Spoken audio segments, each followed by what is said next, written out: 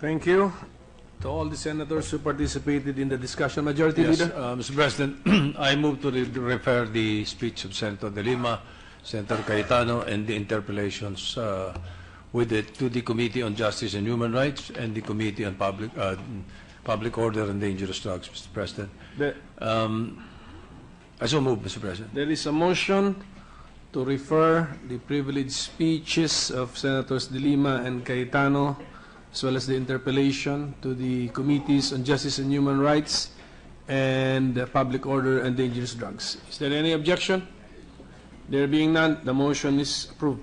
Mr. President. May we recognize Senator What is the Rivera? pleasure of Senator Ontiveros? Thank you, Mr. President.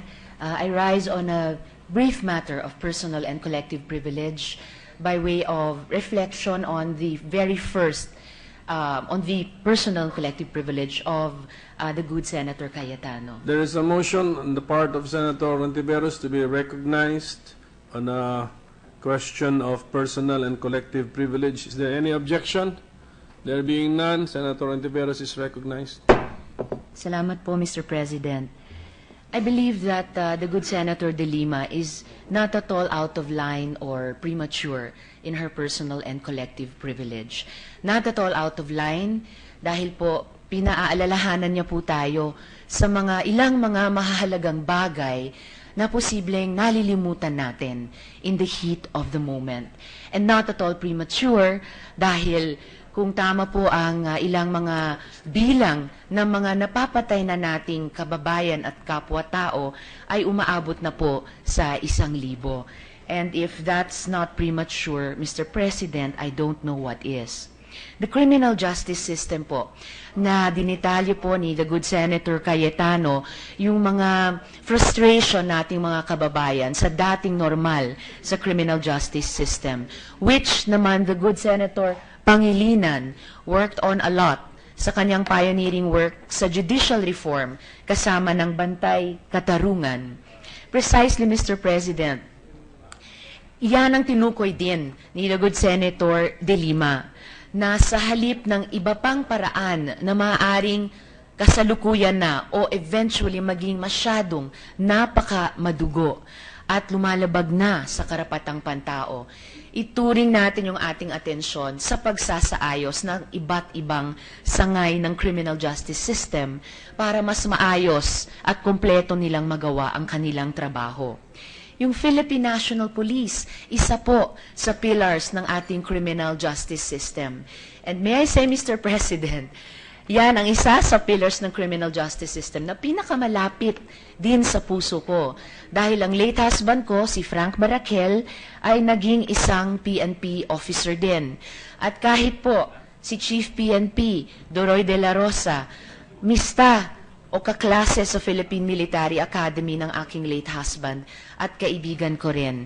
Kaya I share the concern ng iba't ibang colleagues dito sa Senado, mula kay the good Senator De Lima hanggang kay the good Senator Cayetano at iba pang nagsalita na suportahan ang PNP na gawin ng higit pang maayos ang kanilang trabaho. Lalo na, kahit na at lalo na, sa gitna nitong masalimuot, napakamapanghamon at napakamapanganib na kasalukuyang sitwasyon. Yung sinabi din po ng the good Senator Cayetano na proportionality laos na. Never, Mr. President, may we say that proportionality is passé. Sa ilalim po ng international humanitarian law, ang proportionality ang isa sa last lines of defense para kahit sa panahon ng armadong labanan, hindi maganap ang pinakamasahol na mga crimes against humanity.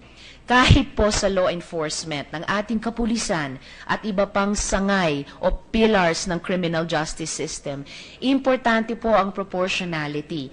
Parang nag-iisang mamamayan na binibigyan ng karapatan at proteksyon ng ating saligang batas kapag kaharap ang makapangyarihang Estado at ang kanyang armed services ay mayroong pa ring itong karapatang pantao at due process. Proportionality can never be laos, Mr. President, Kung tignan din natin ang karanasan ng Estados Unidos sa ngayon, kung saan naging problema na yung tinatawag nilang police brutality. At ayaw nating umabot sa ganyang antas yung ating sariling Philippine National Police. The Ferguson case, si Michael Brown po, yung African-American na biktima dyan. Michael was fatally shot just for making a grunting sound. He had his hands in the air when he was shot. 2 days ago, sa Amerika pa rin ito, 18-year-old Paul O'Neill was shot to death. He was black and unarmed. Young black men killed in the U.S. by police, umabot na po sa 1,134 deaths sa taong 2015 pa lamang. This is what non-proportionality does. At ayaw na ayaw po nating maging ganyan din po tayo dito sa Pilipinas. Sinabi rin po, konti pa ang pinapatay ngayon. Nakakabahala masyado yung ganyang pananalita. Bagamat kilala ko po ang the good Senator Cayetano sa aming mga personal na pag-uusap, isa sa pinaka-kindest spoken sa mga mambabatas na kilala ko. Pero pag sinabi po natin, konti pa ang pinapatay ngayon, by some counts, umaabot na sa mga 1,000 ang napapatay, hindi po konti iyan. At kahit nga isang tao ang namatay o pinatay na iniisip natin extrajudicially o hanggang sa ngayon ay hindi maipaliwanag, yan po ay sobra. Hindi po yan kulang. Nabanggit ng ang Commission on Human Rights at masaya po ako kasama natin sa gallery ang isang habang buhay na human rights advocate, CCHR Chairman Chito Gascon, nasabi po na malayo na sa tao ang Commission on Human Rights, kalaban ng ilang mga armed services at criminal justice agencies ng ating pamahalaan. Sa tingin ko po, Mr. President, hindi po yan ang sitwasyon ngayon at isa po ang ating institusyon ng Senado upang ipaalala sa ating mga mamamayan kung bakit ang isang constitutional body tulad ng CHR ay kailanman isang kaibigan ng mamamayan at isang partner ng mga executive agencies natin, pati po yung armed services sa ganap na pagganap ng kanilang mga tungkulin sa pinaka-epektibong paraan na laging sinasaalang-alang pa rin ang mga usapin ng karapatang pantao at due process. Yung Internal Affairs Service ng ating PNP, maging tayo sa Senado, o yung IAS, tingin ko ay in their best moments, ma-appreciate pa nga nila ang aksyon ng CHR at maging natin sa Senado. Kung i-parallel natin sa kanilang efforts, umalam kung ganap na pinatupad ng kanilang mga opisyal at kawani ang kanilang Manual of Operations sa mga kaso na may mga tanong ang ating publiko. Si MJ Pavia po, alam niyo po, Mr. President, si MJ Pavia, pinakaingatan ng kanyang mga magulang na mga kasama natin, Mr. President, nung tayo ay nasa kolehiyo pa, mga magulang niya na mga guro din sa Ateneo High School. Pinakaingatan nila nung panahon ng kanyang burol hanggang kanila siyang inilibing na huwag makulaya ng anumang ibang spekulasyon ang kanyang teribleng pagpatay. Inilayo nila sa anumang usaping pampolitika, sila yung unang nagsabing saan ba nanggaling yung may anggulong robbery dahil hindi po talaga totoo yon.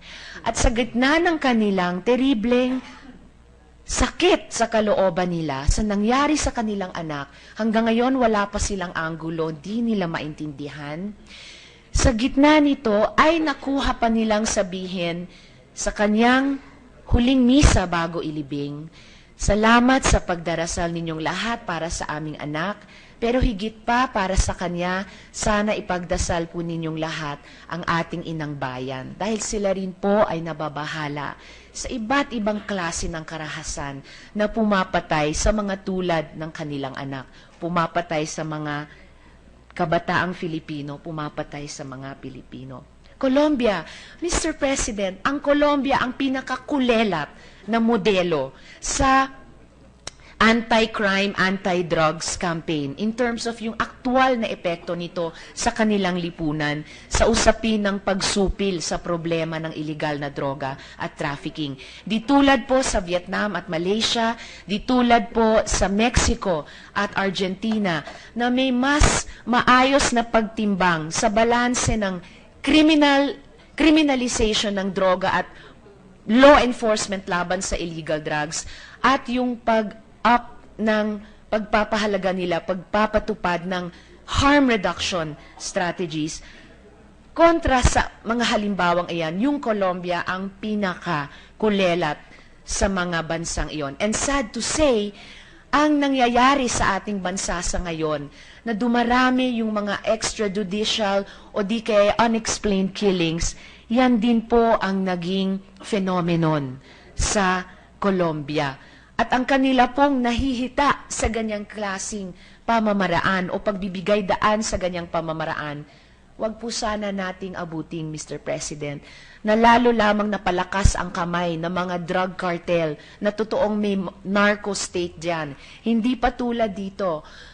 At mas maraming tao ay patuloy na nabiktima doon in terms of aktwal na paglabag sa karapatang pantao, masamang epekto sa public health, at pag-diminish sa effectivity ng law enforcement agencies. 13% drop in crimes. Paki-disaggregate po natin yan. May 13% drop in crimes po ba sa drug-related crimes? May 13% drop po ba sa murders o killings? Mukhang hindi po, ganyan ang statistic. May 30 o di kaya may 13% drop po ba sa ibang index and non-index crimes? I would hazard to guess, Mr. President, na dahil sa criminalization and yung violence-laden nature ng nagiging tugon sa ating kasalukuyang illegal drugs problem, in fact, ay tumataas pa ang krimen sa ating bansa. Last reflection, Mr. President, bleeding hearts and human rights. Mr. President, just as sana masabi natin na di kailanman ginamit ang karapatang pantao bilang shield o excuse para wasakin ang ating bansa, hindi rin po bleeding hearts lamang ang pagiging human rights advocates nating lahat. Bleeding hearts po, simpleng sentimentality. Napakadaling pong gawin yan. No risk po. Hindi po humihingi ng malaking pagtataya mula sa atin.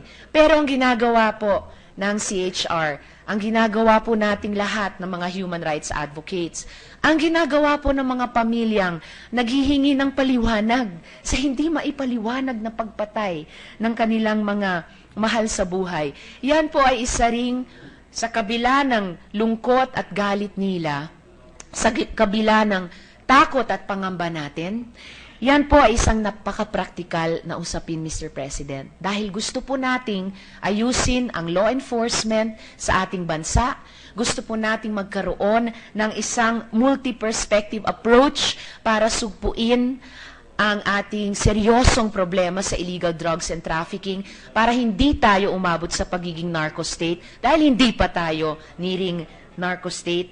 At gusto po natin, Mr. President, ilaan sa ating mga kababayan ang mga usapin kasama nitong maayos na law enforcement, kasama ng pagtaguyod ng karapatang pantao, lahat pa po ng public goods na hinahanap ng ating mga mamamayan, kasama na po yung universal healthcare. Maraming salamat po, Mr. President.